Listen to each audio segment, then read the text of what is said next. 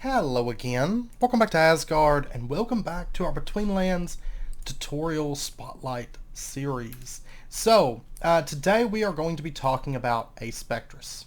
Now, in the past, whenever you would grow these, you would basically just take a vial of an aspect, and you would pour it on it, and based on the amount of aspect that was in that vial, it would change the potency of the fruit. So if you had more aspect of a certain type that you poured over it, it would create stronger fruit. Well, that's not the case anymore.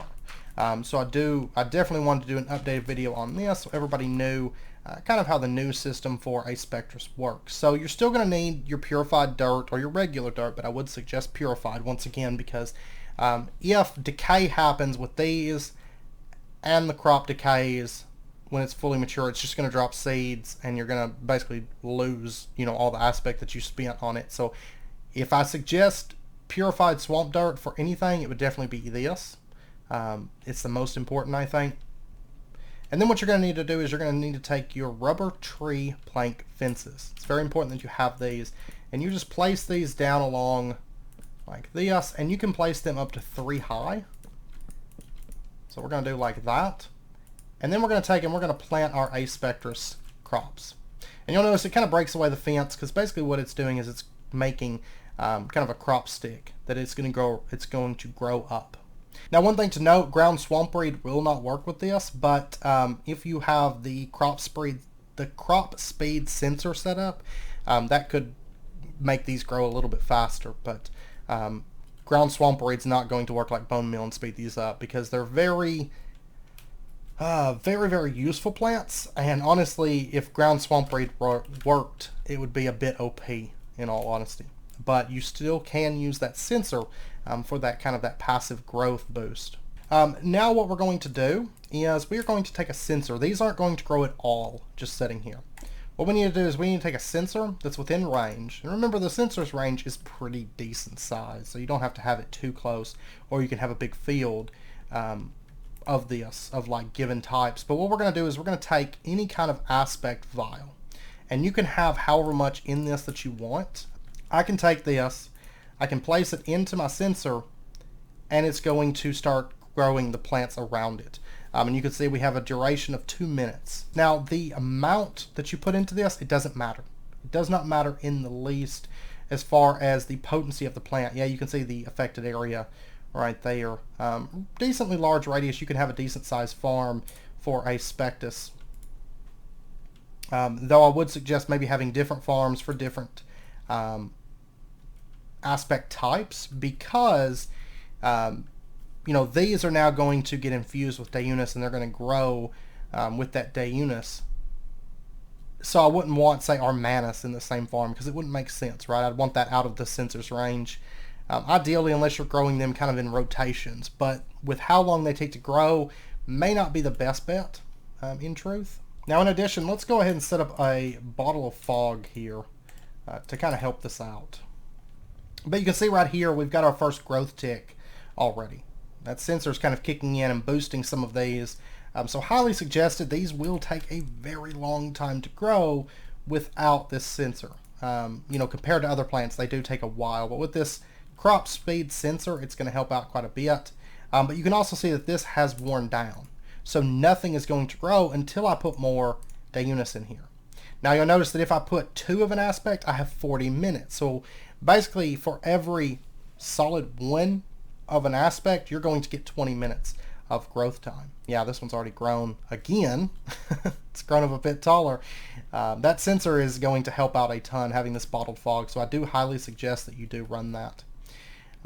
And what's going to happen is once these reach full growth, if there's another plank fence above them, it's going to grow up again, up to 3. It's pretty much like sugarcane. That's going to be the maximum that it can grow. And I would say probably running bottled fog, you could probably run this with just a 2 aspected vial, maybe even a little bit less, because you can see it's growing at a decent rate with this sensor.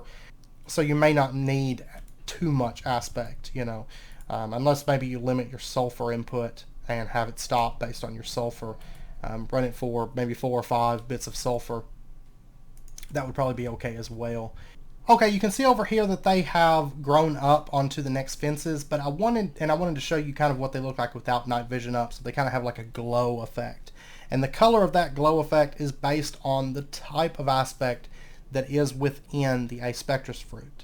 Now, something that I did not know, because I haven't, since the change happened, I haven't actually done this in survival mode, but something that I did not know is these grew fine when they were connected on the bottom tier. However, you'll notice that these will not grow upwards. And that's because they have fences attached to them.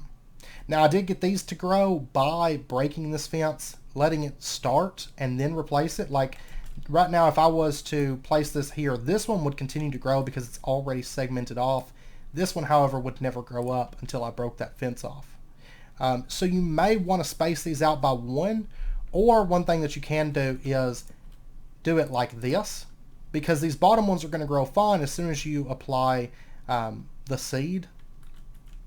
It's going to start the crop and it's going to segment the fence. However, if you want it to grow upwards, you're going to have to break the fences. That's a big pain, because now I would have to, break the fence, let the crop start, and then replace the fence, which is just a whole lot of manual work. So really, I think a farm setup like this would probably be your ideal one. Have, every other block only be 1 tall, and that way you could get the maximum value from your Aspectrus crops. So anyways, if we go now into game mode S and we break these off, what's going to happen is I'm going to get Aspectrus fruits. And you'll see that it breaks the entire crop. Like if I break the bottom, it breaks the whole crop. If I break the top, it breaks the whole crop. So make sure that they're as fully grown as you want them to be. If you're wanting to go for full growth, make sure that this third one has the fruit growing on it and is ready to harvest.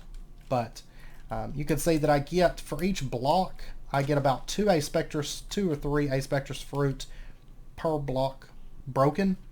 And these are all going to be the same thing. So you can see they're Dayunis and they have a 0.25 value. And that's going to be true for no matter what aspect that you run through it, you're going to get a 0.25 value. So with the new Aspectrus system, it's important that you make large farms, whereas before you could have smaller farms, but you could have really powerful amounts of aspects where they would gradually get weaker the more times that they were grown and they were harvested. They would gradually get weaker and produce less aspects. Now it's a flat rate of 0.25. But it's AoE based farming, so go for that 13 by 13 farm and do just a bunch of this setup. And I mean, you could really even I would probably do something like this, and then here go up 3. If you want to maximize just your total output, do something like this for your setups, and you'll have to kind of do it progressively because it's going to be hard to kind of navigate this, but you can move between this. It's actually not that bad. And then come out like this and do a system like this, and it should grow without issue, and you can get the maximum possible while running your sensors. And once again, don't forget you can place these on top of each other and reduce the footprint that you have for your sensors as well while still having the growth boost.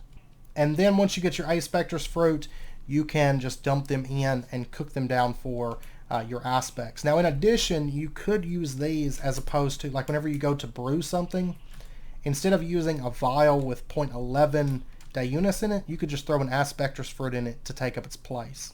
Now, I wouldn't suggest this for anything that you're trying to increase, like the potency or duration. I would not suggest it for that, because of the fact that the most that you're going to get is 0.25, and you're limited to that 6 items, so you're not going to be able to get, like, potency of 5 or duration of 5 or anything like that while using Aspectrus fruits. It's just not going to happen.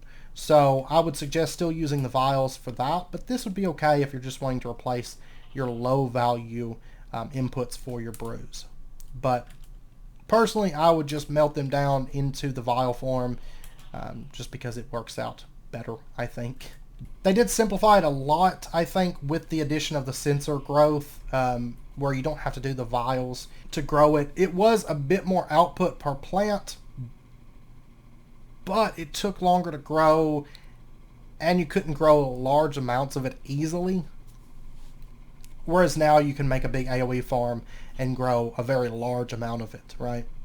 And one thing I'd forgotten to cover, and Triple-Headed Sheep brought up that I had forgotten to cover it, because I don't usually use magnets, so I just didn't think about it.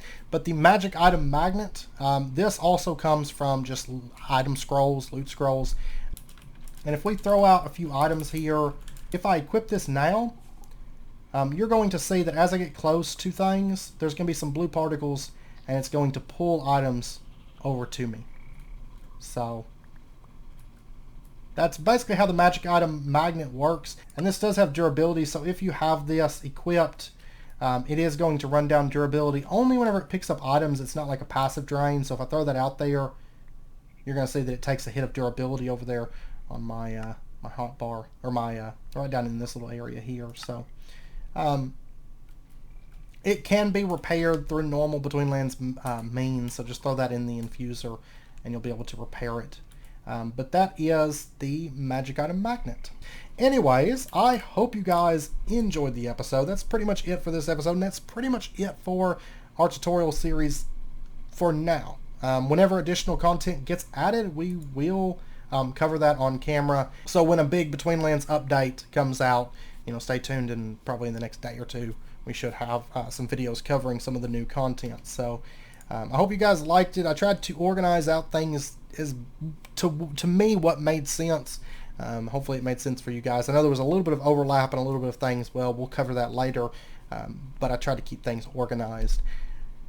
So that you could kind of watch this in a series type format, and we would cover everything within the mod in depth.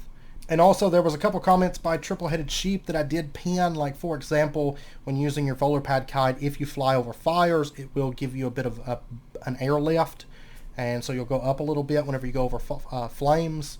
Also the lightning arrows, if you're in water, wear rubber boots or you're going to get a shock effect from them. And just some little things like that I did pin from his comments. So, and also I want to say a really big thank you to the Betweenlands dev team again.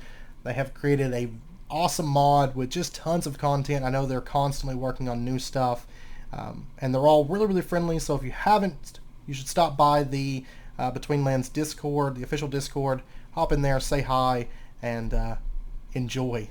There's always lots of stuff kind of being teased, and there's actually a lot of really good builds and stuff posted by users that are Betweenlands related, and there's just a lot of cool stuff going on in that Discord, so I do highly suggest it once again.